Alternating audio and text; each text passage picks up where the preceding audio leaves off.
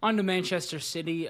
They are currently looking to do three deals in this window. They've already brought in Kusuna from Lens, Vitor Reis from the Brazilian League. It looks like he's about to join, and potentially adding one more player in this window. Is this a sign of confidence in the 115 charges case and how that's going to result?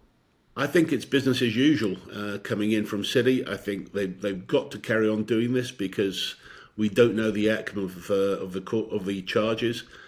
Obviously, they've said continually that they feel there's no case to answer and that they're going to win this case. So, of course, they should carry on doing exactly what they're doing and strengthening and getting the thing right.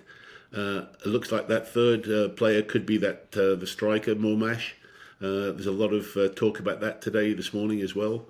So, look, City are just doing business as usual, and I'd expect them to do that because a long way to go in this 115 charges. It could last for a long time with appeals, etc. And so, if it fights itself to a standstill, City have got to carry on taking care of things on the pitch. And Kyle Walker shockingly looks set to leave Manchester City. I know we all have kind of seen his form dip a little bit this season, but maybe didn't expect him to leave. Will this be a big saving on wages for Man City? Does it open up enough room for even maybe one more signing than we're already talking about? Yeah, I think it does. Look, Kyle certainly is his wage. His wages are significant, but for City, there's no issue about the headroom on PSR. They've got plenty of room to do that. What intrigued me about this is it may have a knock-on effect across the city. Is because AC Milan have only got room for a number of European loans, and that could mean Marcus Rashford could not be going down to AC Milan. And so I thought that was a very interesting knock-on effect, how City could actually ruin United's plans of moving Rashford on. So that was I don't know if it was an unintended consequence, but I'm sure it's a very happy coincidence for City. But they're not so much worried about making room, but of course they still have budgets to handle. But I don't think that's a big concern. But certainly Kyle was a spender. But I think that the way that City buy the quality of players, it's going to be that sort of wage level anyway in any replacement coming in. And Manchester City and Manchester United are joining together to back the PFA plan to oppose Premier League spending cap. Could they actually succeed in this?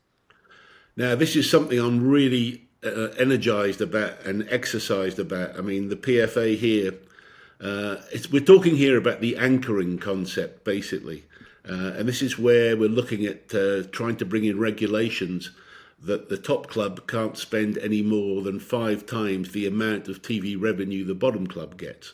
And so it's trying to put in place a regulation that would actually try and make the league as competitive as possible and stop that big disparity between the top clubs. So that's the whole discussion that we're talking about. The PFA are saying that this is basically a salary cap under any other name. I disagree completely. I think there's more than enough money still at 5 times the bottom line. We're talking over £500 million for each year.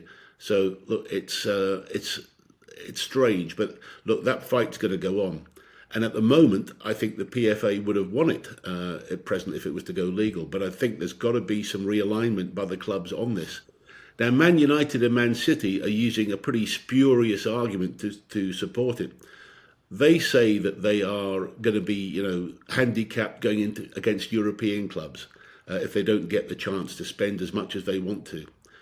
Yet we've seen clubs that have spent fortunes like PSG, etc., not do well in Europe. So it isn't necessarily related to money, and so I think it's a false argument. So really think players have now got to really take some responsibility and realise that maybe getting 300,000 a week, 350,000 a week may be the top limit. Now that's not bad, and I'm afraid that there's got to be a recognition from the players themselves that that's where the game is leaking money and is putting a lot of things in danger. Now it's difficult because obviously down the pyramid a lot of players don't earn that much, but still I think there's got to be some sort of ceiling on payment. Now, we all know then that the owners will benefit. When the NFL got a salary cap, the valuation of the clubs went through the roof. And the same, I think, will happen with football clubs here. And there could be some way to put in some sort of collective bargaining agreement with the players that this could be reviewed in a period of time in the future. But I do think there's real merit in trying to handle this anchoring situation, and I think the players should come with an open mind rather than trying to just spoil things straight away. So it's a big discussion that I think is very important going forward.